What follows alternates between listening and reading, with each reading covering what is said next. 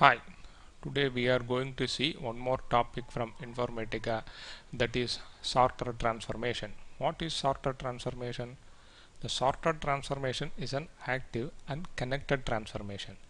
We can sort the data with the help of the sorter transformation, and it allows us to sort the data either in ascending or descending order according to the specified sort key. We can configure the sorter transformation for case sensitive sorting, and we can specify whether the output row should be distinct. That means we can remove the duplicate records with the help of the sorter transformation. Now we will see one small example how we are going to implement this sorter transformation in a mapping. Here already I have created one map which contains the sorter transformation. The source and target, I assume that you already know how to create it. There is no need to tell how to create source and target again and again. So already I have created that sorter transformation, and we will see about the properties and how to name the sorter transformation, ports, etc. The sorter transformation always starts with the name srt underscore. For expression transformation it is exp, and for filter transformation it is fil, and for sorter transformation it is srt. This is a naming convention we have to follow. Okay. In the ports it contains only input and output port. There is one column called key column is available over here, which is mainly used to specify on which column we want to use it as a sort key. Now what we are going to do is we are going to sort the employee records. We are going to use the employee records as source, and we are going to sort the employee records based on the employee name.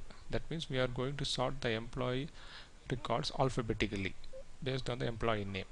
Okay, just I click this sort key ascending, that ascending automatically will come, otherwise we can change it to descending. Okay. This is the properties, these are all the properties available in the sorter transformation. First one is sorter cache size, second is case sensitivity. First we will see what is sorter cache size. Okay, the sorter cache size, the integration service uses the sorter cache size property to determine the maximum amount of memory it can allocate to perform the sort operation. Okay, integration service passes all the incoming data into the sorter transformation before it performs the sort operations, and normally the maximum of 2 GB memory is allowed. Here, as the data file is very less, there is no need to calculate all these things in the real-time environment. If you are using a very big flat file to be sorted, means then the sorter cache size to be determined. The next property is case sensitive. What is the significance of this property? Using this property, see, actually that integration service sorts the uppercase characters a slight higher than the lowercase character. For example, the two names start with the same alphabet Adam, and other one is with the small letter Adam, means the name with the uppercase character will be treated as higher than the lowercase character. Okay. Then we are going to see about the temp, that work directory. Normally the work directory is the temp directory. What the integration service is doing is it sorts the data by creating the files in the temporary directory, that is the $pm temp dir. You can directly go and see what's happening over there. If it is a very large file, normally if it is a short small file, means then immediately the data will be getting deleted in the temporary directory. Okay, that is the main purpose of this work directory. It will always be of pm temp dir. Now we will see about the sorting the data. Okay, here I am going to use the employee records as a source. Here the employee table contains EMP table contains 16 rows. Okay, the value already I have created for this sort EMP, and it's very easy to create. By clicking this we can create the workflow, and tasks we can create over here, and that using the link task we can link it. And here we have to specify the connection properties here. That's Oracle already I've created with the help of this one, using the ODBC drives. We have to create it initially, and target we have to give this connection property. In the target we have to change the target load type to normal. Normally it will be bulk, you should not use it as bulk. And if the index and some other thing, some other constraints are there, and will throw the error, so we should change it to normal. And we are going to insert the record, it should be always be ticked. Okay, then we are going to run the job now. See, let me see what happens. Before that, make sure that there is no data in the target table. Delete it. No rows is there.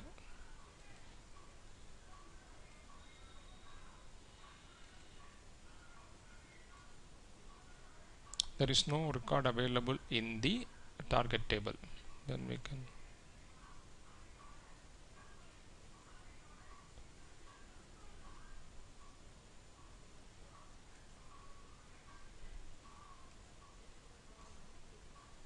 the 16 rows came to the target, but this employee name has got sorted alphabetically as we have given. Okay, here there is one null record available, that is came as a lost record, and there is one more property available over here, that is null treated low. Now we will see what's happening if you click this property, null treated low. Okay,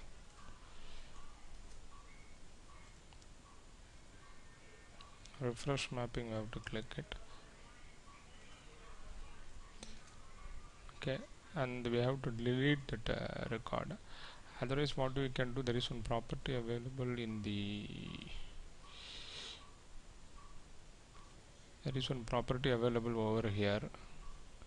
If you want, you can click this. There is no need to delete again and again. That means here the truncate table option is there, you can use that. I'm not using it, I'm just deleting it directly here itself. Okay, and committing it, so that target table will be empty now. Now select it and see.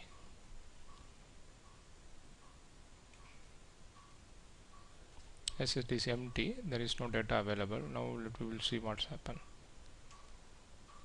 And we have changed some properties over here.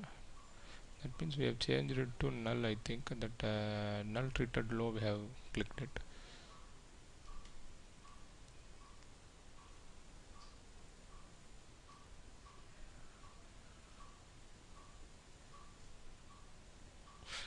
As we have clicked this, the null is coming as the first record. What is the significance of this null treated low? Actually, we can configure the sorted transformation how to treat the null values. If we enable this property, then integration service will treat the null values lower than any other value when it performs the sort operation.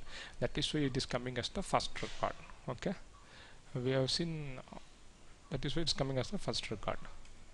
Now we have seen all the properties except this one distinct. Now we will see what's happening if we click this.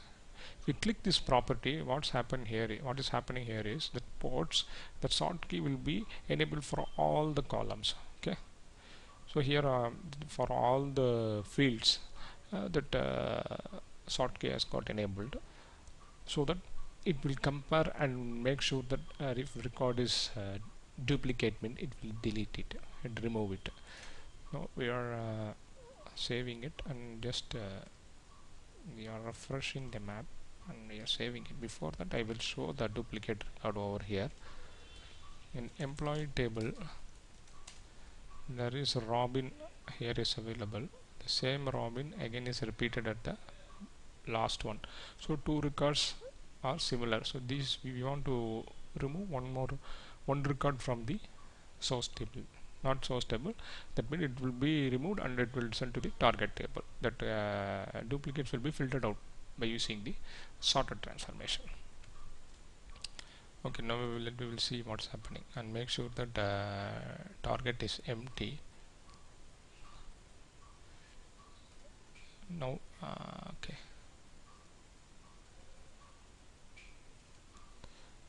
Now it's empty target.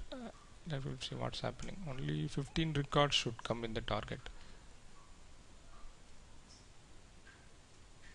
See, 16, 15. Why means one record got filtered out as we have enabled property. Now we will see. Okay, it's only 15. The drop in one comes only once, so you can check it. Okay, so these are all the properties available in the sorted transformation, and we have to use this implement this sorted transformation like this only. And transformation scope is not that much. There is no need to worry about it, which is always we can keep this property as all input. Okay, thanks, bye.